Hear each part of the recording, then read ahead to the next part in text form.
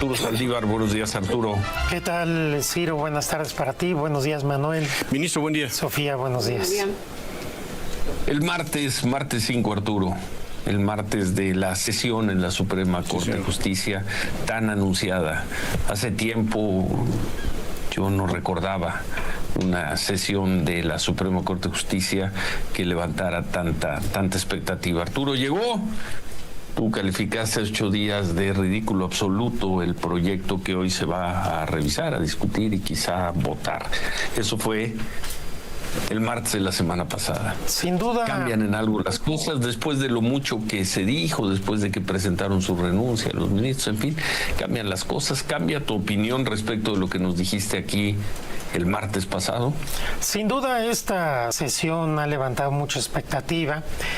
No es la primera vez que esto sucede. Recordemos, por ejemplo, la sesión en que la Corte resolvió el caso de la guardería ABC, en que nuestra Corte Independiente no hizo justicia a 49 niños y niñas quemados y a más de 100 lesionados.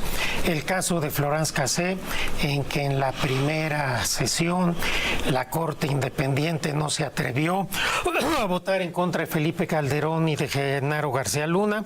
Y así hay muchos pasajes a lo largo de la historia de la Corte.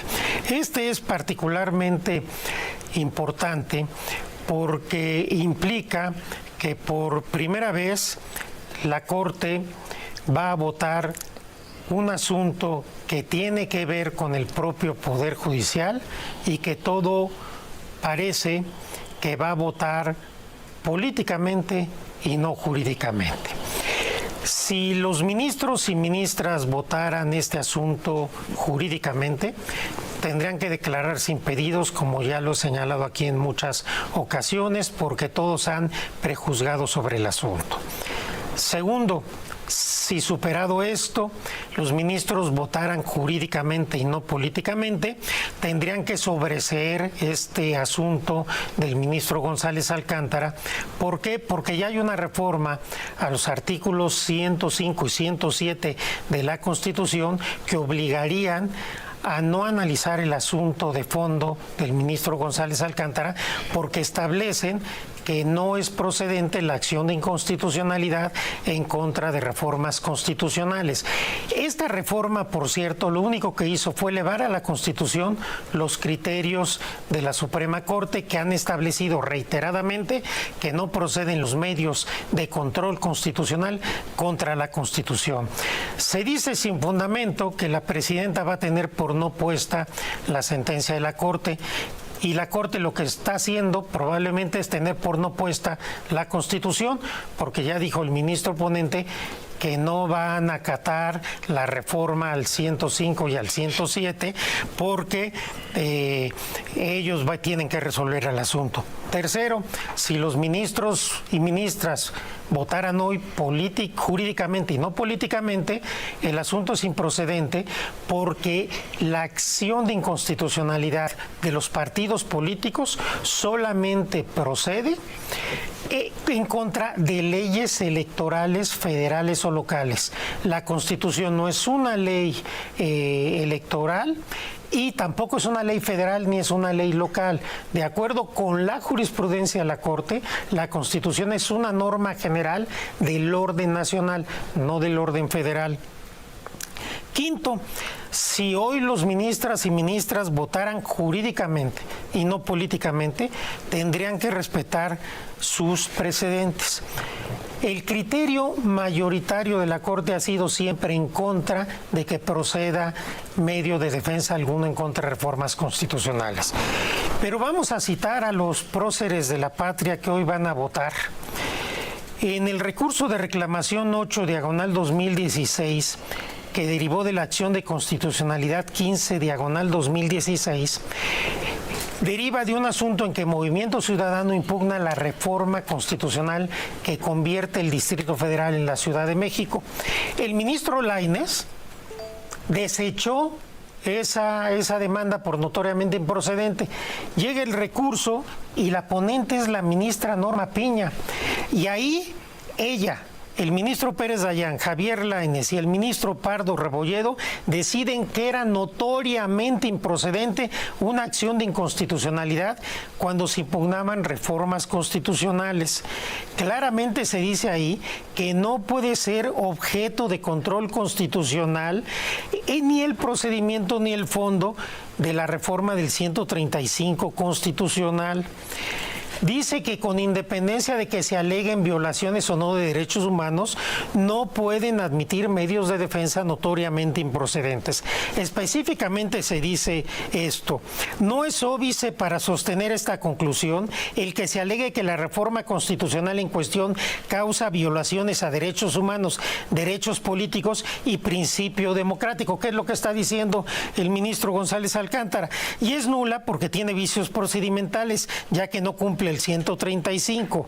Lo cierto es que, se insiste, el deber de proteger los derechos humanos no justifica, sin más, que esas presuntas violaciones puedan someterse a control a través de cualquier medio procesal, específicamente la acción de inconstitucionalidad. La ministra Piña dijo en la sesión del 28 de abril de 2016, la acción de inconstitucionalidad como medio de control de constitucionalidad de normas de carácter general no tiene por objeto revisar reformas constitucionales. El ministro Pardo Rebolledo sostuvo: me parece que esta circunstancia es un principio de orden, es decir, si la acción de inconstitucionalidad es para verificar que una norma general es contraria o no a la Constitución, ¿cómo podríamos analizar una norma que ya forma parte de la Constitución? Y dice que es improcedente. El ministro Pérez Dayán lo dijo también, lo ha sostenido en muchas ocasiones, y en una tesis de pleno, la 8 de 2015, los ministros, entre otros Alberto Gutiérrez, Pardo Rebolledo, Pérez Dayán y Luis María Aguilar, sostuvieron que la reforma constitucional no puede tener límites materiales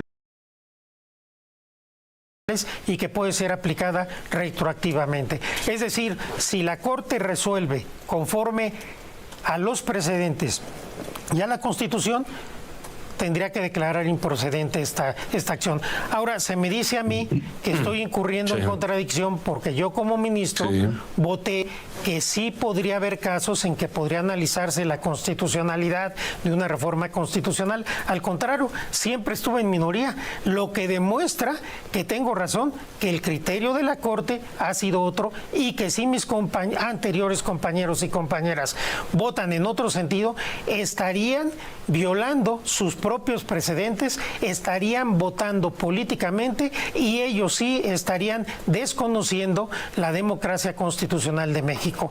No están siendo consecuentes y todo lo que he dicho sobre ese proyecto, que además el ponente dice que es para negociar, las sentencias no son para negociar. Si le parecía tan aberrante la reforma, lo hubiera propuesto invalidarla toda, pero no se atreven, están haciendo cálculos políticos. Esto no fue en su casa, ahora es en la Corte, pero al fin y al cabo es negociar la democracia y es negociar políticamente.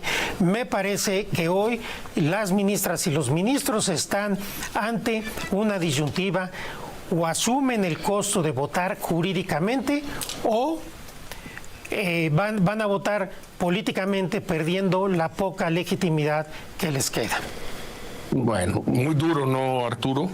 Muy duro, habría que escucharlos, habría que escuchar sus interpretaciones, pero si votan a favor del proyecto, tú nos estás diciendo no será un voto jurídico, será un voto por supuesto, político. Y además los llamas próceres de la... Así están ellos, ¿no? Así se de manera despectiva. Sí, así se están sosteniendo ellos. De manera muy despectiva. Ayer dijo la ministra Piña, está en riesgo la democracia mexicana. Pues, se han puesto en ese plan. Se los cree una ínfima minoría del país. El pueblo de México no está con ellos, eso es muy claro. 45% del electorado hace 6 meses. Pero bueno, vamos a una pausa. Son las 8:30.